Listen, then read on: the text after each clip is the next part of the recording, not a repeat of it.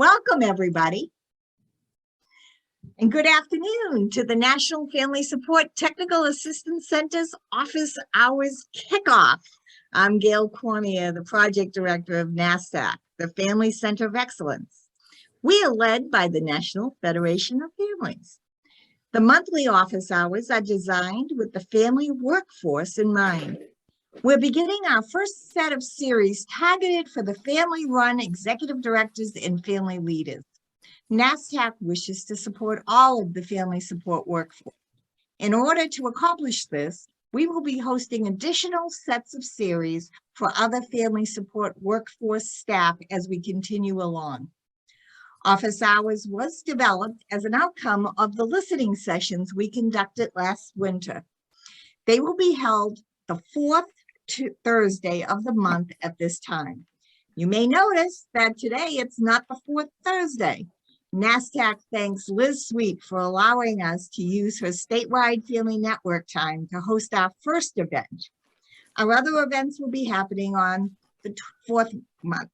March 24th will be our next event.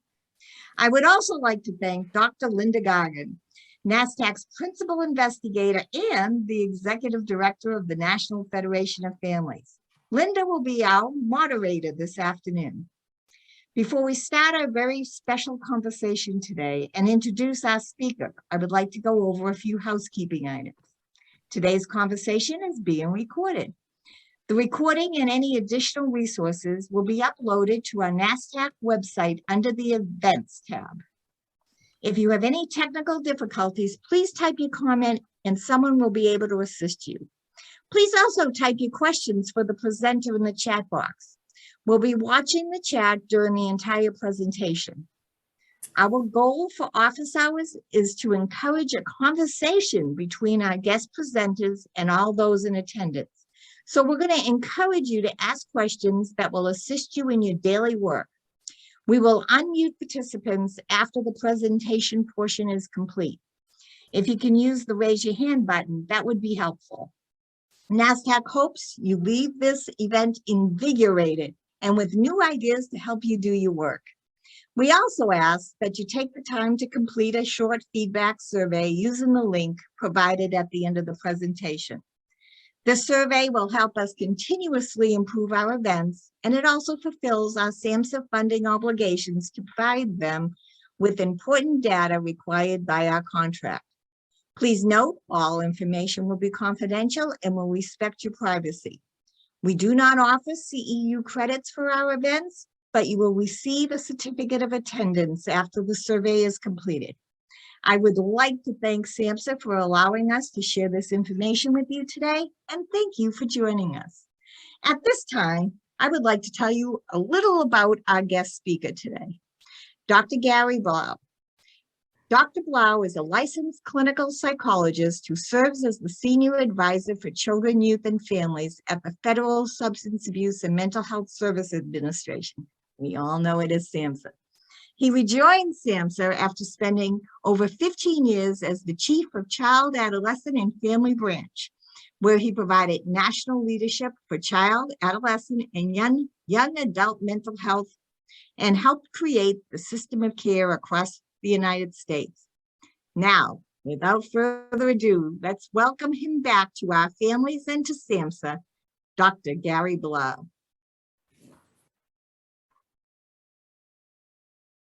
Hi, thank you all. And thank you all for coming today. I am going to share my screen, and so I can go through a little bit of a PowerPoint and share some thoughts that I had in terms of the topic area that folks wanted me to speak about. I find that this is going to be a very timely discussion, most specifically because I think the idea here, this idea of a value of family-run organizations and tips for sustainability and leadership comes at a very important time where things are so challenged that that we are all experiencing. And I've gotten some new perspective since joining many of you who I know, and those of you who I don't. I'll look forward to meeting at some point, maybe back in person one day. So when I had left SAMHSA after those 15 plus years as the chief of the Child, Adolescent, and Family branch, I went on to be the executive director of an agency in Houston, Texas, called the Hackett Center for Mental Health. And we were very fortunate that the center was created with a donation, a generous gift from Maureen and Jim Hackett, who themselves were very concerned about young people who experienced traumatic types of events in the Houston area. And some of you may know, in the Houston area between Hurricane Harvey and there was a school shooting in Santa Fe High School, that there was a lot of concerns. And so Jim and Maureen, and they have a great story, actually. I'll digress for a moment, because they're high school sweethearts and she helped put Jim through school, became a petroleum engineer, and went to work in the the petroleum industry, where he ultimately rose to be CEO of a major corporation, a gas corporation. So we're able to amass, the kind of money that I think all of us would probably get excited about. But they put their money to good use, because they have 4 children, and 2 of which, despite their great means, had significant and continue to struggle with significant mental health challenges. And so mental health issues became their passion. And after years of funding the various programs and activities in the greater Houston area, decided that they wanted to, in essence, a legacy gift, to create an institute that would focus on policy. And when I got there, obviously focusing on children's policies certainly across Houston, and then as we expanded across the state of Texas and then throughout the nation, so that while they continue to support specific programs and initiatives, they wanted to have more of a use the money for leveraging for bigger policy kinds of things. So they started to combine those efforts. So anyway, I got to be an executive director for a couple of years. So I'll bring this up later, because I feel like I now have some renewed insights, I guess, into some of the issues that folks are experiencing. All right, so with all of that as my little bit of a background, I also want to thank the Federation, Gail and Linda, for giving me the opportunity to be the kickoff person for these office hours. It's very exciting to both be back and I guess I'll say it this way, and Liz is on the line, and I can share with you as well that, from my days of being involved with SAMHSA from the beginning, families and young people have always been at the crux of everything that I do. Some of you may remember and see in the corner of my office here, in my new office, is I don't know if you see over here, the walking stick. I'm really proud of that walking stick. I used to keep it in my office at SAMHSA. It was given to me in Connecticut when I took a new job, and the family members in Connecticut presented me with the walking stick as a reminder, as they shared with me, because I not only talked the talk, but I walked the walk.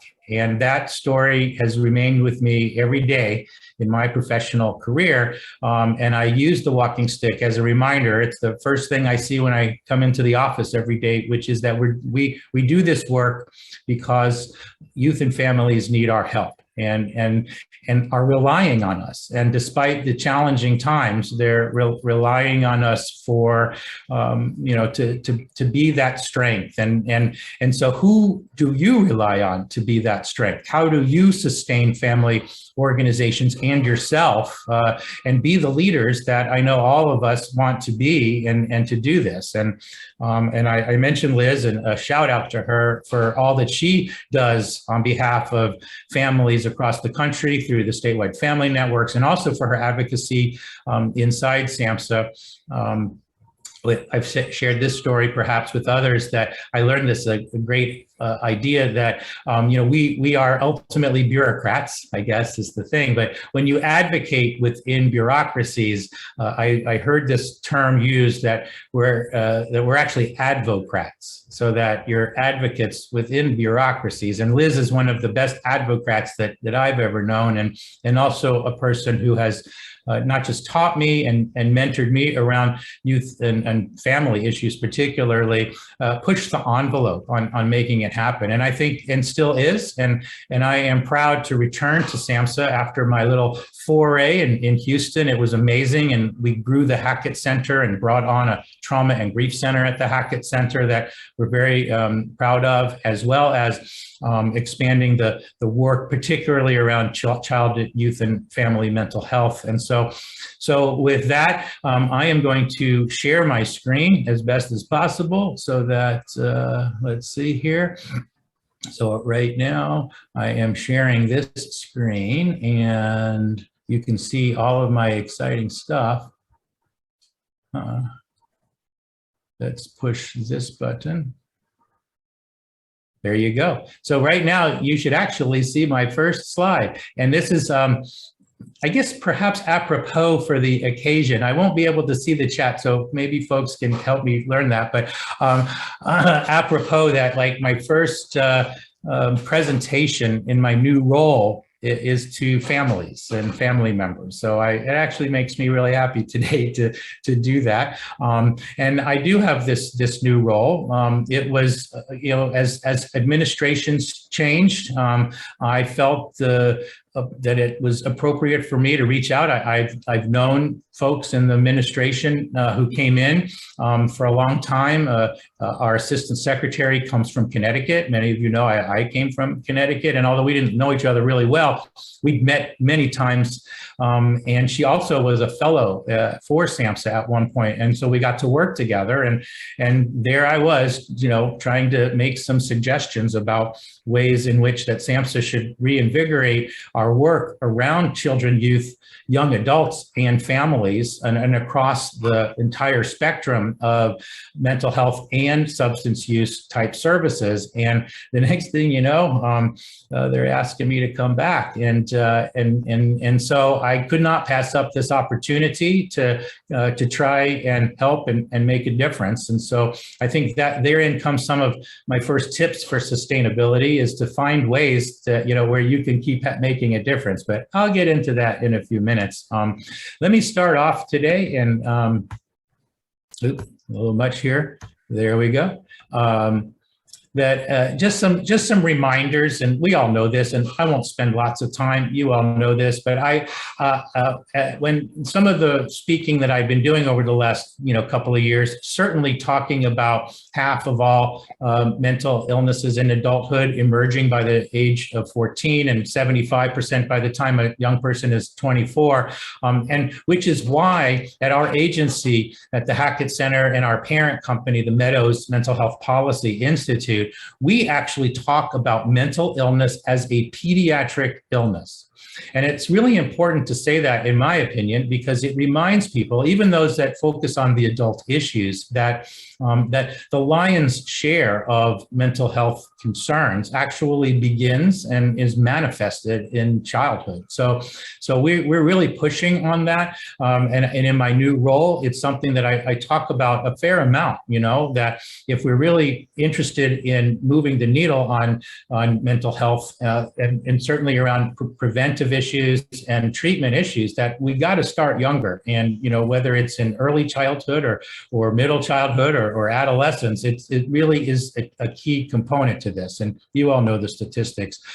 By the way, on the screen somewhere here is probably Jessica Lim. Jessica works with me and has helped me prepare for presentations for a while now. And one of the cool little things that I'll show you is that this is, as we put this slide, you can call it the reality, but if you look really closely at that, you'll see reality TV shows popping up at you anyway. I don't know about you all, but my family actually likes some of those reality TV shows. So we know that also that we had a serious I'll call it a pandemic of mental health issues prior to COVID-19.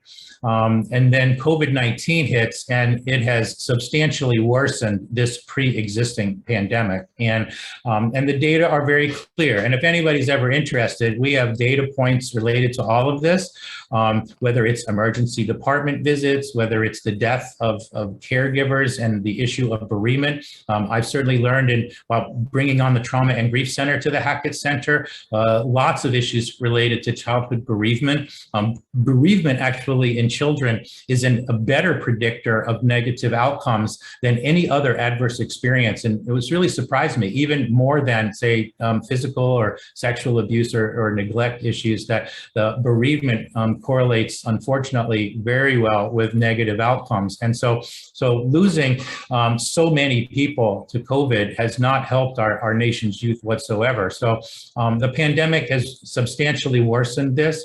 And as a result of that, you will probably know that the American Academy of Pediatrics, the American Association of Child and Adolescent Psychiatry, and the Children's Hospital Association have declared a national emergency in children's mental health. I was fortunate to join the office of the Assistant Secretary for Health yesterday with those groups to talk about strategies to move forward to address the nation's emergency in youth mental health. And as well, the Surgeon General is also quite interested and has issued an advisory highlighting the need to protect youth mental health in America.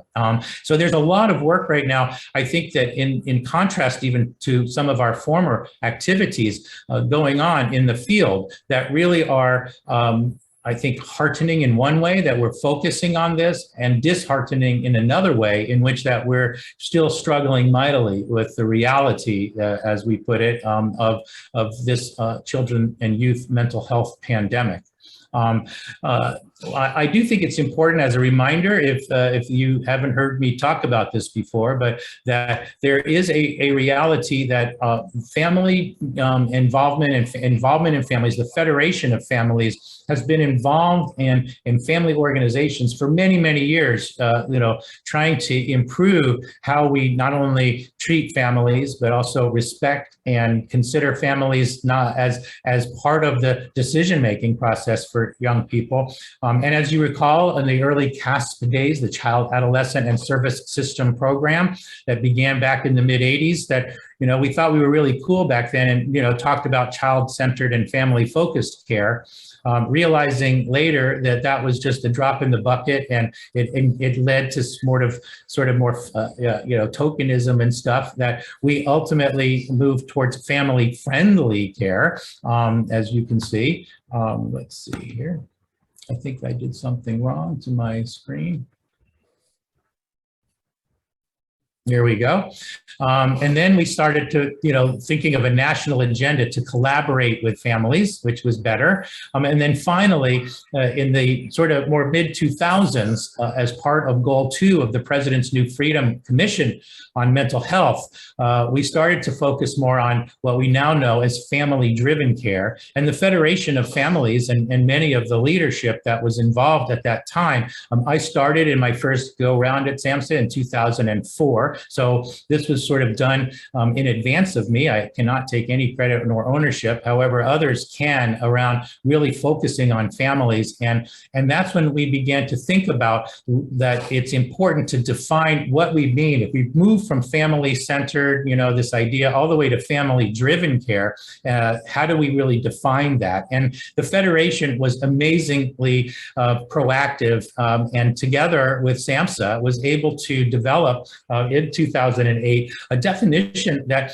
quite frankly, has stood the test of time and continues to be a driving force around having families be primary decision makers in the role around their own care, as well as helping in addressing policies and system reform issues and governing care for all children. And that has really been a focal point. And so now we are at a point where we do talk much more about the idea of family-driven care. And I used to talk more family-driven and youth youth-guided care. I think our young people would love to talk more about family-driven and youth-driven care as well. So I think we're moving in that direction. Again, I won't go over all of this other than to remind people that you come from, decades of advocacy work, decades of people caring deeply, and also of challenges that folks have had to really address, whether it's that family members were not at the table or were blamed and shamed, as one of the original documents talked about, or, all of those different kinds of things where family members have had to fight in order to get to the point now that I think that and we've seen improvements, and yet there are still, substantial issues to address. So there you have it. I also wanting to try to remind people that family-run agencies and those agencies that you run and work for are so critical, because folks are doing so much work, and more than ever before. I think historically people saw family agencies as agencies that maybe provide a little support or education, and that is true. And now we're seeing families, and certainly youth peers and family peer members, as part of the workforce. We're seeing family members, as you heard earlier with Linda and the Federation of Families, actually running their own technical assistance center. We're seeing families and become leaders in leadership development activities and training programs, and we're seeing how families have helped to shape policy and systems reform and changes. And of course, being providers, being technical assistance providers, being supporters, all of those things that family organizations and really, and not one is all, and not all can just be one. And so I think from my perspective, folks have to pick and choose what works, and what your organization, your board, and your location, whether it's an area, catchment area, a statewide area, all of those things, people have to make those kinds of decisions. So I thought it was important, just as a reminder, to remind us a little bit about our history and where folks have come from, and then really focus in on some thoughts around sustaining family-run organizations, and then I'll turn some attention to some of my thoughts around leadership, and particularly some work that the Federation had done around some of this idea of leadership fatigue, and how so many of us have really struggled to deal with our own lives and families at the same time, having to run organizations and be there for other people, and that takes a lot of emotional energy to do these things. So what can we do, and what are some of these thoughts? Well, fortunately, thanks to Jessica, I was able to put some of those thoughts into this idea of a sustainability report card. And so I'll go through some of this, but kind of the idea here is that in order to sustain an organization, and like I said, honestly, I probably am speaking now from a little bit more experience. We all gain experience over the years, and as I've gotten older and had new experiences, and particularly being responsible for staff and budgets and people's lives and livelihoods and things, and the work that was so critical, and how do we choose what to go for, and so all that, it made me sort of rethink all of this. And so the first thing that I would really point to is finding the right talent, which is challenging out there, these days. It is with the workforce shortages, but I will tell you that the best decisions that I've ever made have been with the people that I've hired or get to work with. And so how are we doing with this? The idea here is to think, how are we doing now? And then what kinds of things can we do to improve?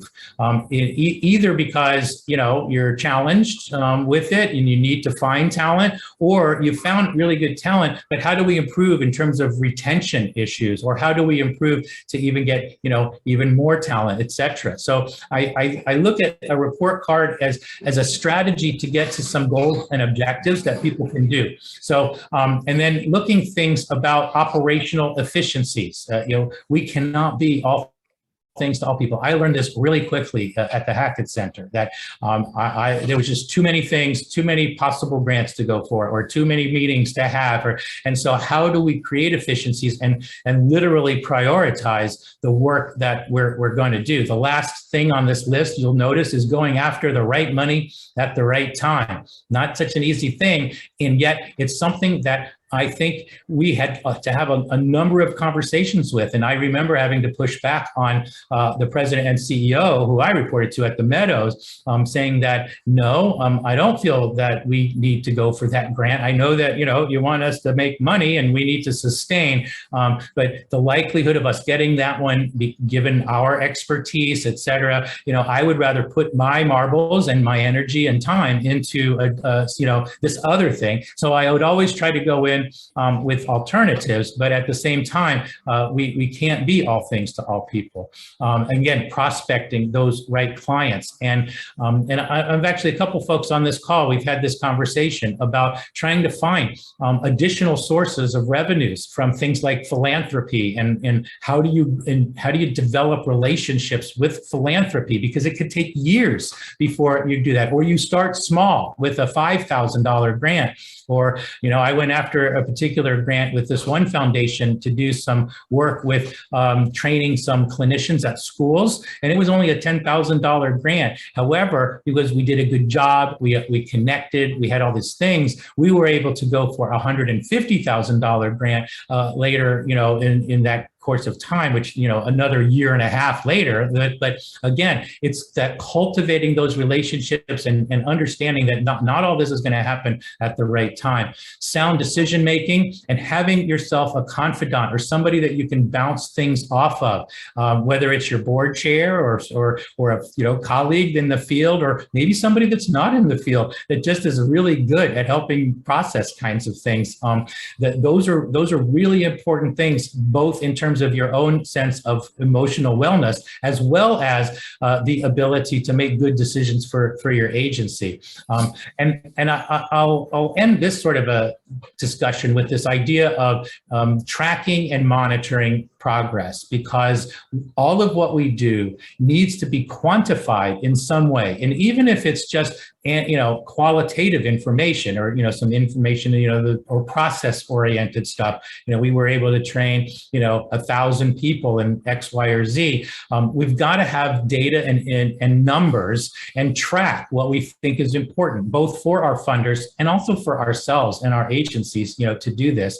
And the work that we do has to align with our mission. And so, that again, one of those big things. When I went to the Hackett Center, that we were doing a lot of work, including adult mental health. Well, I come at this with a child, youth, and family focus. And so my direction for the agency at that time was that we were going to focus on kids. It was in my wheelhouse. I was comfortable with it. Shouldn't we be doing that? And then it helped that Maureen Hackett cared a lot about the kids too. So we sort of shifted gears a little bit from some of the priorities that were there when I got there to these other priorities. And it took, some conversations with our decision makers, our what we called our leadership cabinet and others. So that's sort of my way of sort of reminding people to think through sustainability across a whole host of areas, and then focus on how are we doing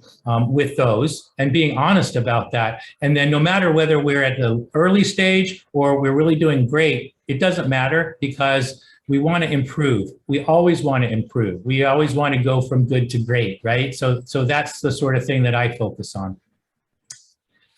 So in addition to that, I wanted to spend a fair amount of time today talking about leadership, because again, leadership also leads into sustainability, because effective leaders do all of those things and then gives agencies the opportunities to thrive. So for me, and again, lots of you folks know I've been involved with historically our leadership training work, leadership academies, and I keep learning about leadership myself, as well as doing this and trying to find, again, again, new and improved ways to use our abilities to provide leadership. It's not always just about being the charismatic leader and stuff. It's also about the day-to-day work that leaders have to do in order to push the envelope on things. So that's it.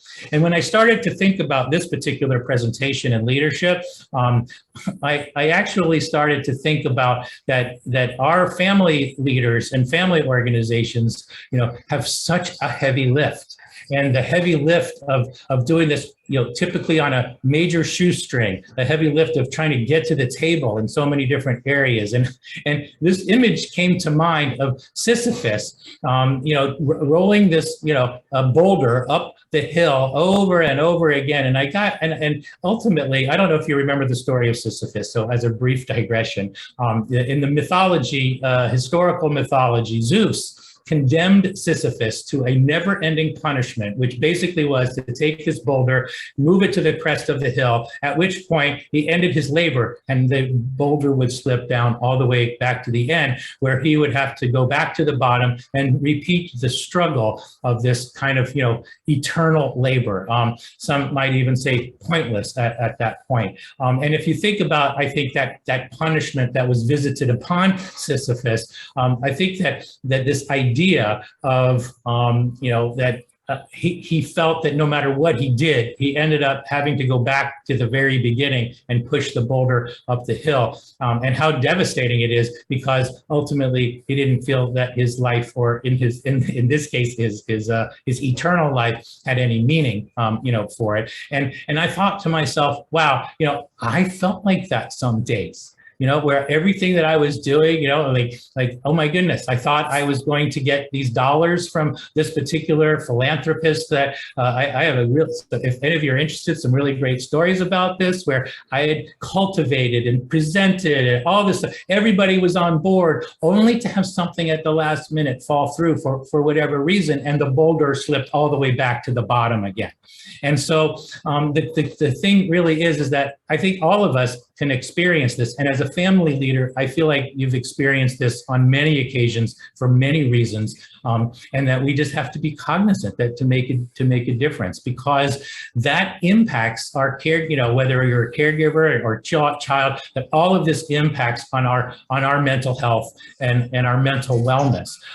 I threw this in. This is a Federation of Families slide, talking about these kinds of impact, and literally this idea of caregiver fatigue. And you all are caregivers in your roles. You're caregivers as part of your leadership role. You're caregivers probably at home with families. And that type of fatigue can really be, challenging. And if you look at the numbers here, how many folks are, feeling the stress and the emotional drain that all of this happens. And I think that it's important to recognize this, and it's important to recognize this in ourselves, because we need to know when we are experiencing this kind of leadership fatigue.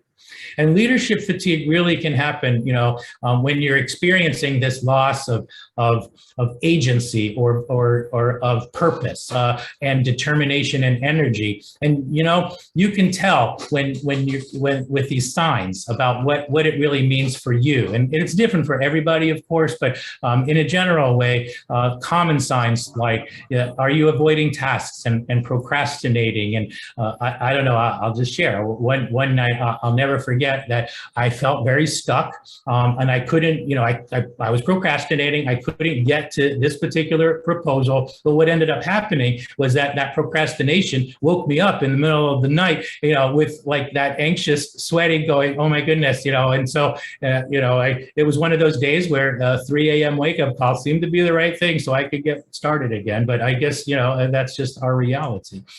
When you feel like you're operating in just survival mode, and this one is a challenge, distancing yourself from your colleagues or from, your staff or even your loved ones, when you're really feeling that kind of fatigue, and then it impacts your self-confidence and your self-esteem. So all of these things can lead to this idea of leadership fatigue. And when we start to feel that way, And I say we because I don't think any of us are immune to understanding what this means. We wanted to focus on remembering your R's. So the first one is recognizing the signs of leadership fatigue and sort of acknowledging this. I think, there is an understanding, a sense of, hey, I can acknowledge when I'm feeling this way. And then, sometimes from acknowledgement comes, moving forward in actions. Another thing, reducing your workload by trying to delegate or disengage in some way, or prioritizing and just saying, you know what, this task is not going to get done. Or, and I almost hesitate to share this, but I had the annual report that was due March 31st, and as it got closer and closer, and I felt myself, getting more and more anxious about it, I basically reached out and asked for 2 extra weeks. Now, you can't always do that. However, they gave it to me, and it made a huge difference because I could take a deep breath, of being able to do that. Refusing to engage in that negative self-talk, and literally, a cognitive approach of just stopping yourself right now. Okay, I hear it. I feel bad. I'm just stop, S-T-O-P, and let me find another thing to do. Let me go for a walk. Let me go out and, and I don't know, my new game is pickleball. So I hopefully I get to play more pickleball or something. But again, reconnecting with activities you enjoy, reaching out for support to those confidants and people that you can trust to have the conversation, reflection on what you have achieved, because, all of you have achieved major accomplishments here that you can go back to and say, look, I can do this. And then you recharge, and recharging through this concept of our pillars of health, which is sleep and nutrition and activity. And then ultimately reinventing or reinvigorating your approach and your purpose as a leader. Those are ways that, at least for me, remembering your R's is a way to address some of this. I also was reminded of a former boss of mine when I was a clinical director of an agency in southeastern Connecticut, who used to try to help me to understand that I needed to understand the difference between what was urgent and what was important. And that sometimes there are some urgent things that are really not that important. So how do you distinguish that and discern these sorts of things? Because it helps us to become more resilient when we're able to do that. The idea of balancing comfort, versus containment. And I think what we're taking a look good at that is that, so we want to be comfortable, but also sometimes we got to fight the battles, and sometimes it's worth fighting the battle and having it out, or I tend to be nice about it, at least I try, but not letting people get away with not letting us at the table, or not focusing on the issue that, we have data to show that is really important. So you got to balance that kind of containment of yourself, but also allowing yourself to sort of be uncontained at times as well, and knowing how comfortable you are with risk. Because that's another thing. And those questions you have to answer on your own. And then, of course, finding respite again, and using mentorship and sharing that. And I think that sharing success stories and having mentors, so when I took this job as the senior advisor, I reached out, and some of you may remember Dr. Lark Wong, who had that job as a senior advisor before me. And fortunately, I always considered her a mentor. And so I reached out to her to get advice. and what wonderful advice that, she gave me, and her time and graciousness. So just an example. And so we found, and this is the idea of developing a sense of purpose and thinking through what is urgent and what is important. And if it's urgent and it's important, then we got to do it. Right? I mean, that's what we're here to do. And this is it. There's a deadline for a legislative proposal, and we want it to impact, lots of people and families and young people. And so, yeah, we got to do that. But if it's not urgent and it's also important, then we should schedule it in, so that I don't feel like it's hanging over my head all of the time. I had this recently with a chapter I was writing. And, it was important. My boss wanted me to do it with him and stuff, but at the time, you get months to do this, but I felt it hanging over my head. So I ended up scheduling it. Jessica will laugh. I scheduled it over a weekend when I knew my wife was out of town and I could devote pretty much 24/7 to writing. And so but it made me recognize that this is what I could do. Now, if it's urgent, and how many things happen that are urgent? Oh, wait, government is fabulous for this. Things that are urgent, but are not really important, then we try to delegate it. And then if it's not urgent and not important, folks, eliminate it and just get it off your to-do list. That doesn't make sense. So I love this matrix of urgency and importance because it reminds me regularly of what I need to plan ahead for. So sort of putting this back into my scorecard approach for this, when you think about strategies to bolster leaders, again, how are we doing or you doing and how do we improve or how can you improve? And these strategies, whether it's through role modeling and time management, purpose affirmation, the urgent, important delegation components, making sure that you're sticking to strategies, celebrating your small successes. It's a regular thing that I literally have little sticky notes with positive affirmations that I've used or quotes and stuff like that help me as hopefully as a leader, to remember that some days are going to be tough, but I am also able to say, here's where I'm going forward with, and as a group, let's celebrate the small success. So, I love celebrating when we got a grant, but I started celebrating when we actually got the grant in on time. So that to me was at least a good celebratory activity. And then we hope and, keep our fingers crossed. But those are the things that we have to accomplish as leaders. And I think that this leadership scorecard, again, these are just visual aids to help us remember sustainability and leadership and, those kinds of tips that I think that, I was asked to at least talk about today.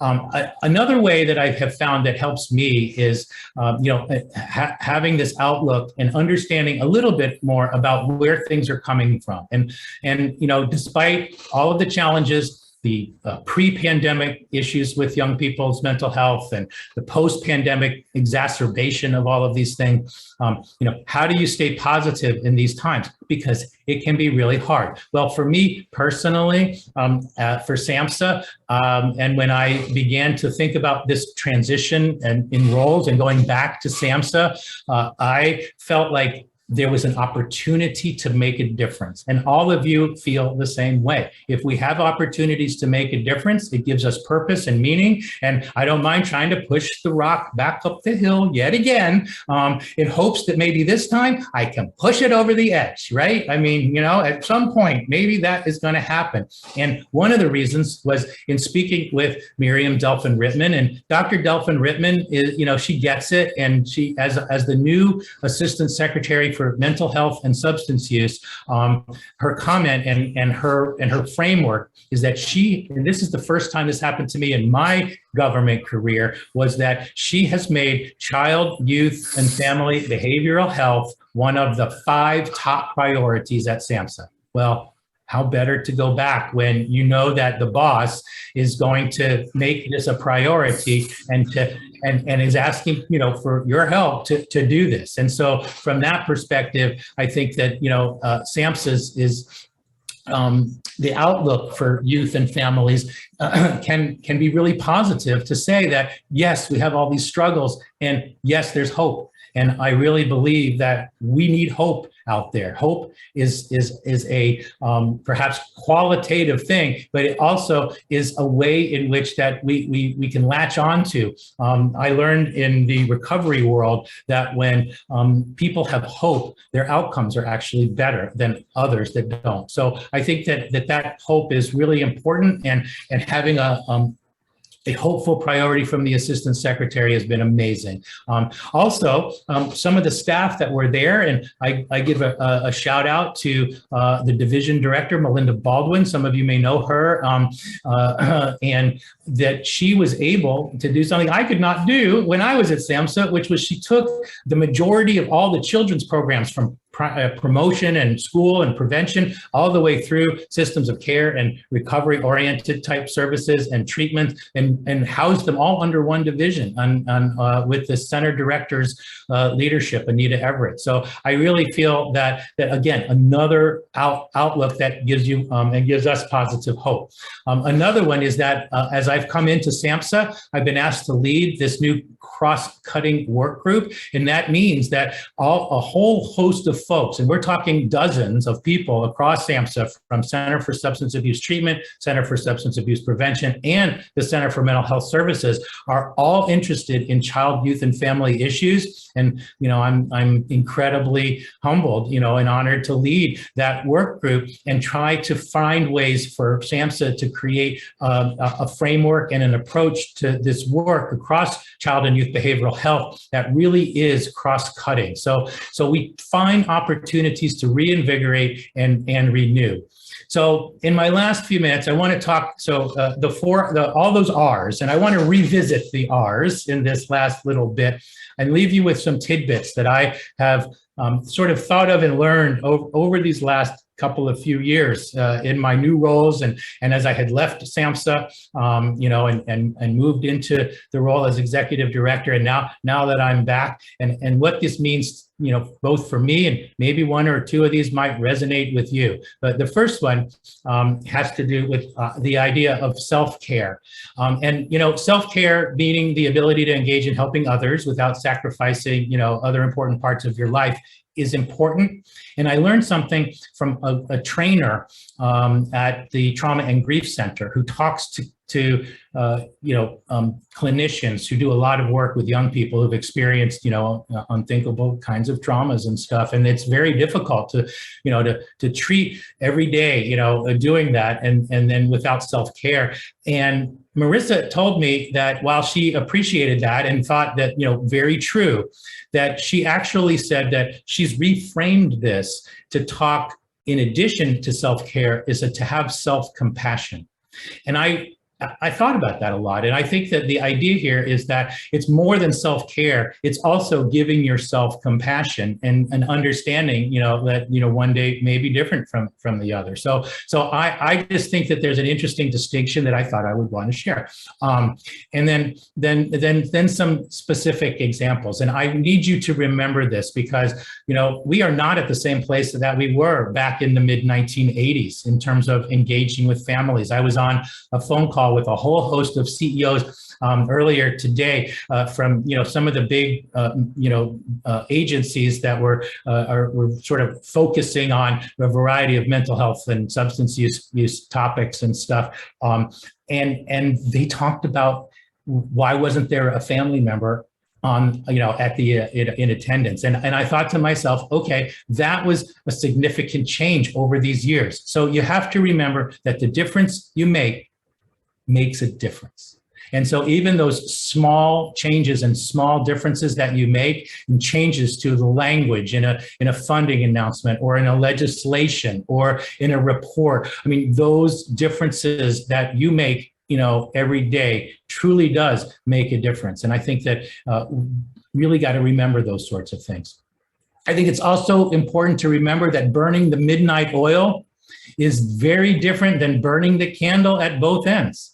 And sometimes we are in a situation where we are asked to do a lot of work. And so sometimes, you get up at 3 a.m. or whatever, and you do that. But it's different than when you start burning the candle at both ends, and that causes you to somewhat, implode this way. So sometimes, yes, burn that midnight oil, just don't burn the candle from both ends. I also think it's important to remember that sometimes you have to cause a stir to stir a cause.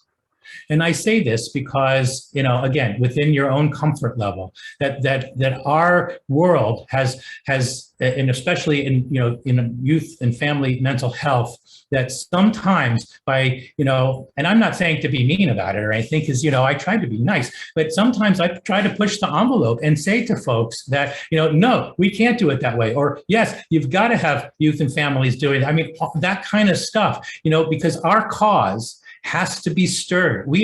This is a movement, and this movement, sometimes needs a little bit of stirring. And so, don't hesitate at times, as within your comfort zones, to remember to do that. And then the other thing is that sometimes when you bite off more than you can chew, you got to spit it out, or you got to chew faster, right? So honestly, sometimes we've got to acknowledge to ourselves and then find a way to get through that, whether it's delegating, whether it's prioritizing, or other things. And then ultimately, I've learned the 4 H's of this work. And the first one is to try to be humble about what we do, because I think humility and cultural humility and recognizing that, I don't have all the answers. I don't have all the knowledge, but I definitely, try to think through various things. And that helps me to recharge myself when I don't have, when I'm not sort of feeling like I'm all that or whatever, or that I'm really feeling terrible. So being humble, I feel, is good. Being honest about how we are and what we're feeling is also a critical part. And then also part of our work is to be healing to whether it's our staff, healing to our constituency groups, and healing to ourselves, and understanding what that means.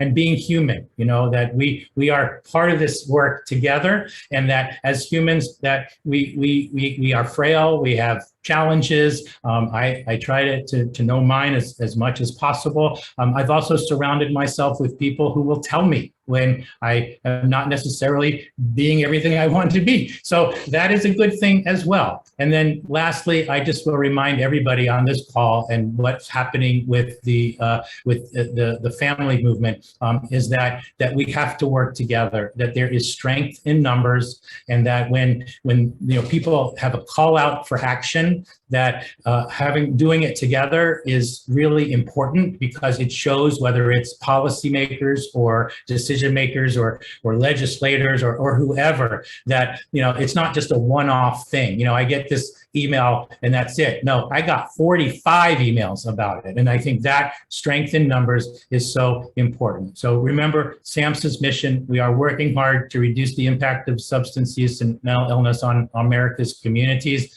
I'm honored and proud to be back. And with that, I will stop sharing and turn it back over to Linda and Gail. Thank you very much. Oh, Gary, thank you so much.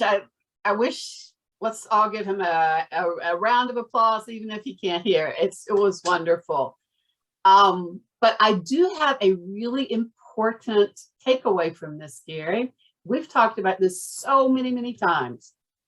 We used to talk about leadership fatigue and those kinds of things when you were in your previous position. Now, when you talk about it, you're talking about it from your lived experience. So just like everything else we talk about, lived experience can't be beat. Thank you so much. Right? It matters. It matters. It matters a lot. Yes. Thanks so much for being with us today. We are hoping to bring Gary back for another round later. So this certainly won't be the last time that you'll be seeing him here. With that, I'm so cognizant of time. Gail, I'm going to turn this over to you to sort of take us out. Oh, well, Gary, this was great. I love seeing you. I always love hearing you. And I hope this was informative and a helpful event. So thank you, Gary, and thank you, Linda, today. And thank you, everyone, for your participation. Special thanks to NFSTAC staff for helping us run today's event smoothly. Please join us next month on March 24th. We're going to have a great presentation called Beyond the Great Resignation, Expanding and Supporting Peer Staff. We have a peer-run organization that also supports family peer support. And they're going to talk about how they have built up their staff from a new fledgling organization to hundreds of peer staff in the last 3 or 4 years. So it should be very exciting. And I want you to bring your questions.